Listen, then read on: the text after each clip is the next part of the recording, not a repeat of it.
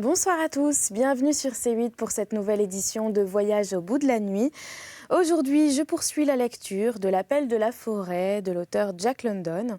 J'en étais toujours au premier chapitre, je vais donc poursuivre ce chapitre et n'hésitez pas à réagir sur les réseaux sociaux avec le hashtag VBN. Merci.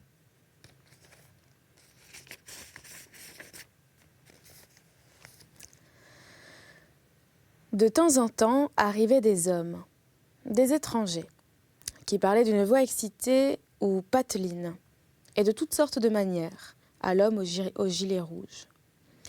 Dans de tels moments, l'argent passait de main en main, et les étrangers emmenaient un ou plusieurs chiens avec eux. Buck se demandait où ils allaient, car ils ne revenaient jamais, mais il ressentait vivement la crainte de l'avenir, et il était content à chaque fois de n'être pas choisi. Pourtant, son tour finit par arriver, sous les traits d'un petit homme, au visage ratatiné, qui crachait des postillons et s'exprimait en mauvais anglais, avec beaucoup d'exclamations grossières et bizarres, que Buck ne pouvait comprendre. « Crédieu !» s'écria-t-il, et son regard s'alluma quand il se posa sur Buck. « V'là une sacrée brute de chien. Combien ? »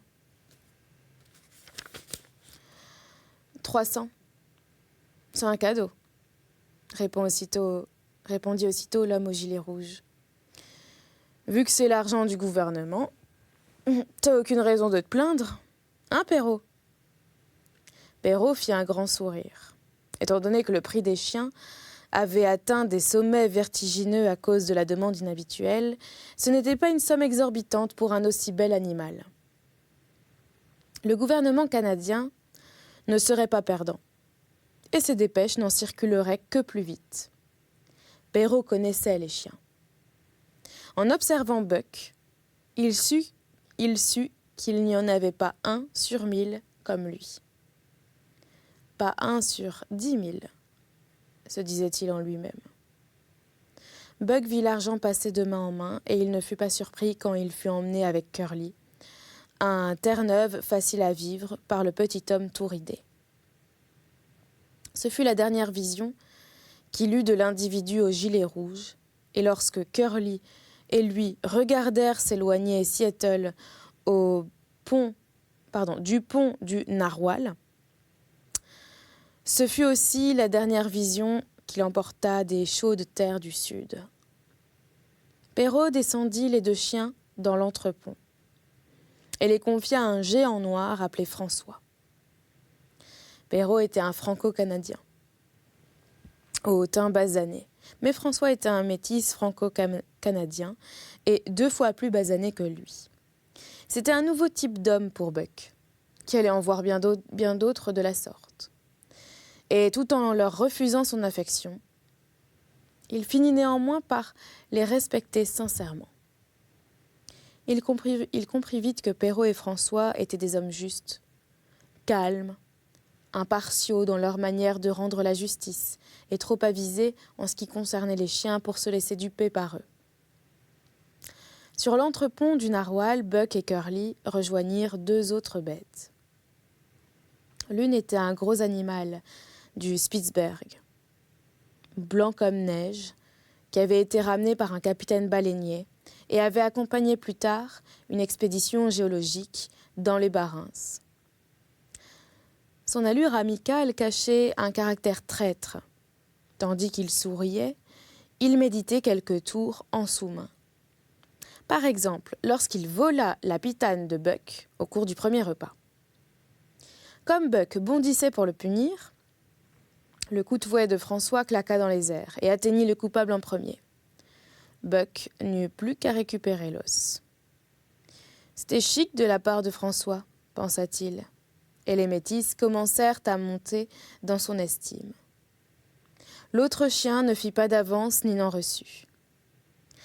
Et lui n'essaya pas de voler les nouveaux venus. C'était une bête lugubre et morose, et il montra clairement à Curly qu'il n'avait qu'un désir, être laissé tranquille. En outre, cela barderait si tel n'était pas le cas. Il s'appelait Dave. Il mangeait et dormait, ou bâillait entre-temps et ne s'intéressait à rien. même quand le narwal traversa le détroit de la Reine Charlotte et roula, tangua et rua, comme s'il était possédé du démon. Alors que Buck et Curly, à moitié fous de peur, sentaient croître leur agitation. Il redressa la tête d'un air contrarié, leur jeta un coup d'œil dépourvu de curiosité, bâilla et finalement se rendormit. Jour et nuit, le bateau vibrait au rythme infatigable de l'hélice. Les journées avaient beau se ressembler énormément, il était évident pour Buck que le temps devenait de plus en plus froid. Finalement, un matin, l'hélice ne fit plus de bruit et le narwal fut envahi par une excitation générale. Il le sentit, comme les autres chiens, et comprit qu'il y avait du changement dans l'air. François leur mit une laisse et les fit monter sur le pont. Au premier pas qu'il fit sur la surface toute froide, les pattes de Buck s'enfoncèrent dans une espèce de chose blanche détrempée qui ressemblait énormément à de la boue. Il fit un bond en arrière et grogna. Ce truc blanc continuait à tomber du ciel. Il se secoua, mais en reçut encore davantage sur le dos. Il le renifla avec curiosité, puis en goûta avec la langue. Cela piquait comme du feu. Et l'instant d'après, cela avait disparu. Buck restait perplexe. Il essaya encore avec les mêmes résultats. Les hommes qu'il regardait se tordaient de rire. Et il se sentit rempli de honte, sans savoir pourquoi. Car c'était sa première neige. Chapitre 2. La loi du gourdin et des crocs. Le premier jour de Buck sur la plage de Dieya ressembla à un cauchemar. Chaque heure fut remplie d'émotions fortes et de surprises.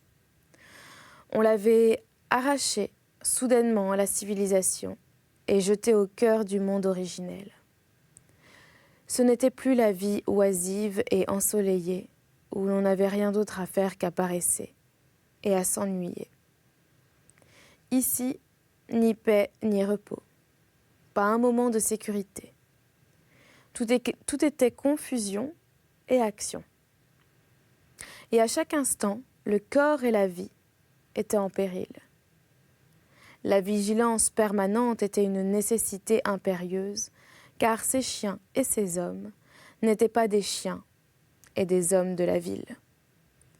Ils étaient tous des sauvages et ne connaissaient d'autre loi que celle du gourdin et des crocs. Ils n'avaient jamais vu de chiens se battre comme ces créatures qui ressemblaient à des loups, et sa première expérience lui donna une leçon impossible à oublier. Il est vrai que ce fut une expérience indirecte. Sinon, il n'aurait pas survécu pour en tirer profit. C'est Curly qui en fut victime. Il campait près du magasin de bois lorsque, fidèle à sa manière amicale, elle fit des avances à un husky, qui avait la taille d'un loup adulte. Mais n'était pas moitié aussi grand qu'elle, il n'y eut aucun avertissement. Juste un bond en avant, pareil à un éclair, un claquement de dents métalliques, un bond en arrière tout aussi rapide, et la tête de Curly se trouva fendue, de l'œil à la mâchoire. C'était la façon de combattre propre au loup. Frapper et se retirer d'un bond. Mais cela n'en resta pas là. 30 ou 40 huskies accoururent sur place et formèrent un cercle attentif et silencieux autour des combattants. Buck ne comprenait pas cette détermination muette ni leur empressement à se lécher les babines. Curly se rua sur son adversaire qui frappa à nouveau et fit un bond de côté. Il amortit l'assaut suivant avec la poitrine, d'une manière spéciale qui la fit culbuter. Elle ne se remit jamais sur ses pattes. C'était ce que les huskies qui regardaient la scène attendaient. Ils refermèrent leur cercle sur elle, avec des grondements et des jappements féroces, et elle se trouva ensevelie, hurlant d'angoisse, sous la masse grouillante et hérissée de leur corps. Ce fut si soudain, si inattendu que Buck en resta interdit. Il aperçut Spitz, qui tirait sa langue écarlate avec ses manières qu'il avait de rire. Et il vit François bondir en faisant tournoyer une hache au milieu de ses chiens en pagaille. 3 hommes armés de gourdins l'aidèrent à le disperser. Cela ne prit pas longtemps. 2 minutes après la chute de Curly, ces derniers assaillants furent chassés à coups de gourdin. Mais elle restait étendue, flasque et sans vie, dans la neige sanglante et piétinée, littéralement mise en pièces. Et le métis basané, debout au-dessus de son cadavre, lançait d'horribles jurons. Cette scène revint souvent troubler le sommeil de Buck. Donc c'était ainsi. Pas de fair-play. Une fois qu'on se trouvait à terre, ça en était fini. Eh bien, il veillerait à ne jamais tomber.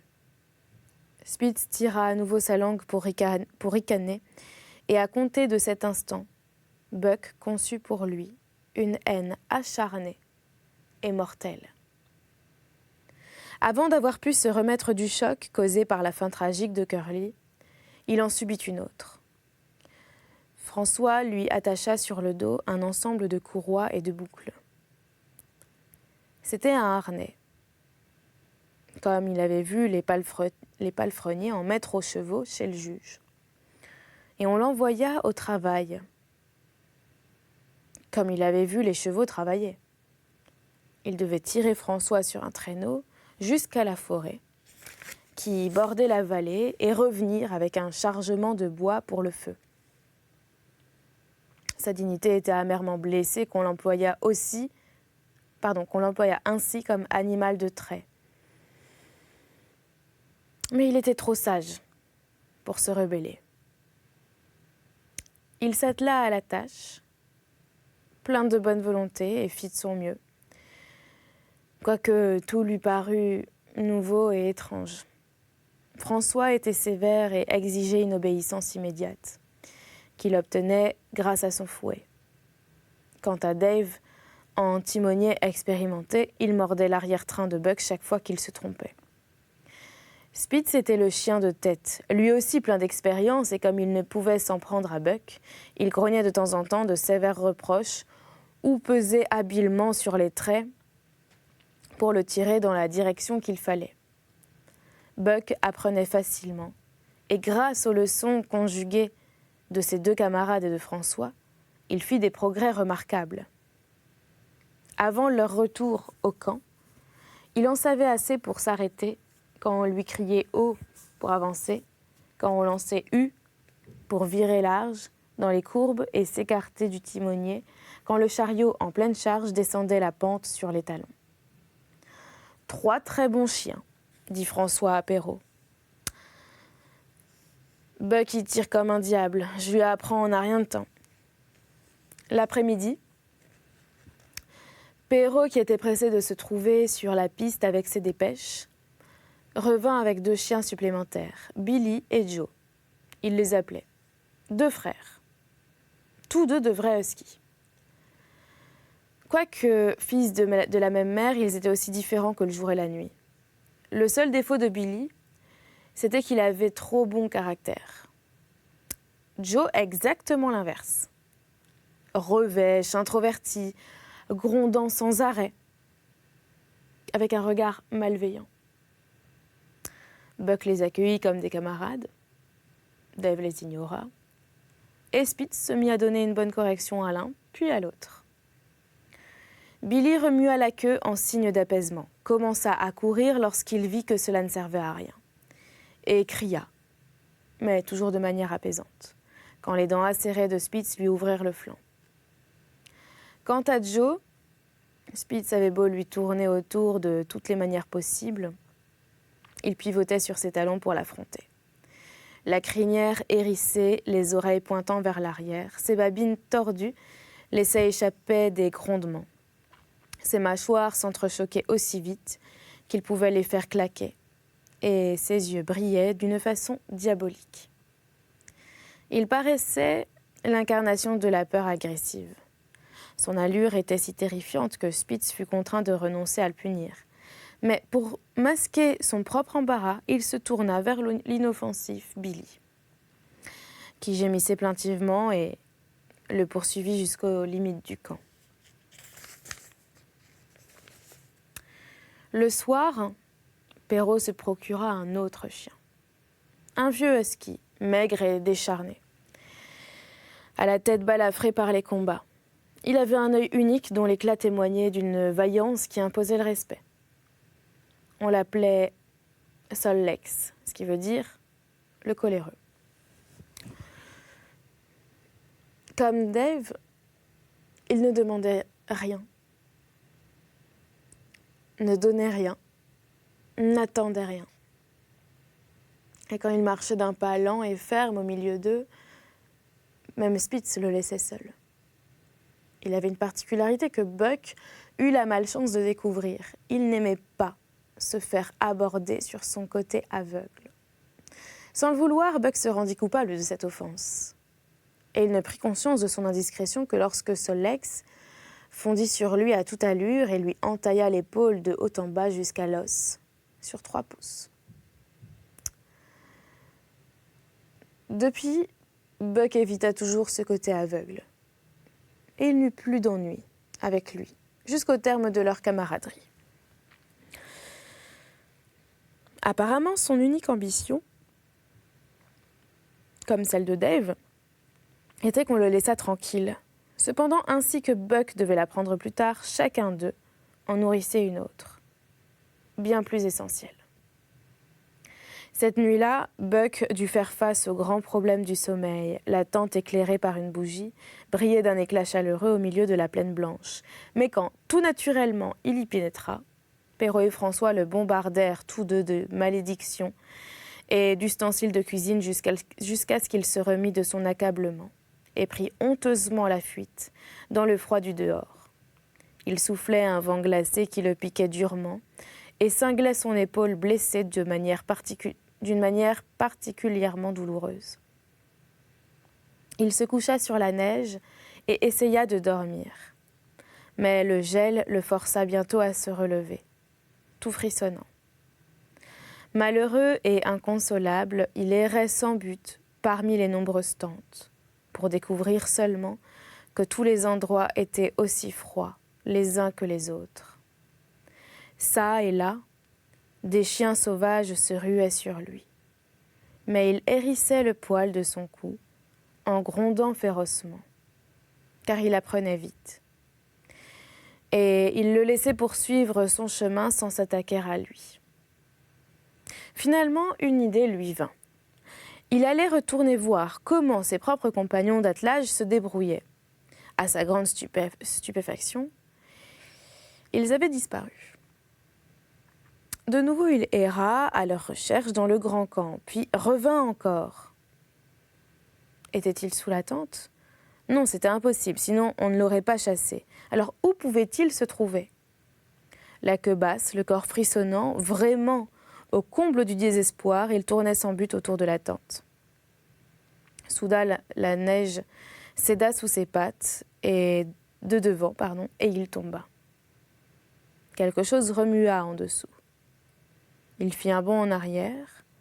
Son poil se hérissa et, saisi par la crainte de l'invisible et de l'inconnu, il se mit à gronder. Mais un petit jappement amical le rassura. Et il revint poursuivre son investigation. Une bouffée d'air chaud lui monta aux naseaux. Et là, il aperçut Billy, enroulé douillettement en boule sous la neige. Celui-ci gémit pour l'apaiser, se tortilla et se mit à plat ventre afin de montrer sa bonne volonté et ses intentions pacifiques, et se risqua même, pour acheter la paix, à lécher la tête de Buck de sa langue chaude et humide. Autre leçon. Donc c'était comme cela qu'il faisait, hein ? Avec assurance, Buck choisit un endroit et, au prix de beaucoup de difficultés et d'efforts inutiles, réussit à creuser un trou. En un clin d'œil, la chaleur de son corps emplit l'espace confiné et il s'assoupit. La journée avait été longue et pénible et il dormit d'un sommeil profond et confortable, tout en grognant, en aboyant et en luttant contre de mauvais rêves. Et c'est là-dessus que nous allons arrêter cette lecture pour aujourd'hui. J'espère que vous l'avez apprécié. N'hésitez pas à réagir sur les réseaux sociaux avec le hashtag VBN. Et voilà, je vous souhaite une très bonne nuit ou une très bonne journée. À bientôt.